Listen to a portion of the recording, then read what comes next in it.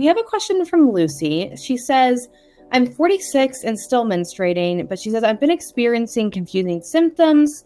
She says she's had a recent loss of a husband, and there's been some grief about that.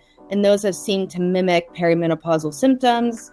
How do I manage knowing which is which? Is it perimenopause? Is it grief? If it is perimenopause, what should I do next? I think this is probably the single most difficult thing for women to recognize when they're actually in perimenopause or not, because the early symptoms can be very, very subtle. Most often, women will start to notice pattern changes in their menstrual cycle, might notice some brain fog or some changes in their mentation and cognition.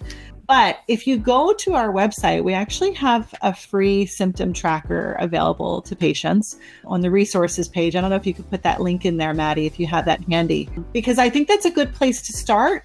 And I usually encourage patients to start keeping track of how they feel. If you notice, like, the best thing to do is for you to learn your own body and to really track your symptoms and kind of see if there's any patterns to anything, because we tend to take small, subtle changes and kind of acclimate to them and incorporate them into things. And don't underestimate the grief and how that could be affecting you physically too.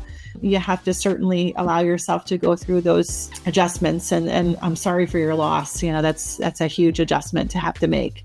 But maybe the symptom tracker could help you, and just try to read. I mean, there's lots of good educational information on our website that's free access to patients as well on our journal page. And so you can read more about, like, we have several articles on perimenopause, symptoms to watch out for. Educate yourself as much as possible and just try to watch your own body and kind of keep a symptom diary, I think would be really helpful. The other thing I would add on is that the body is pretty good at compensating for things. And it may be that you were going through perimenopause, but you didn't really feel it because your body was doing a pretty good job compensating. And now you have this really significant grief episode, and it's really used up your body's ability to compensate. And so things that you could compensate for before are now being uncovered because, you know, all your energy is being used to go through this grieving process. And so it's probably some of both would be my guess. And it may be that as you work through the grief and time goes on, that your body will get back to this ability to compensate, or it may be that using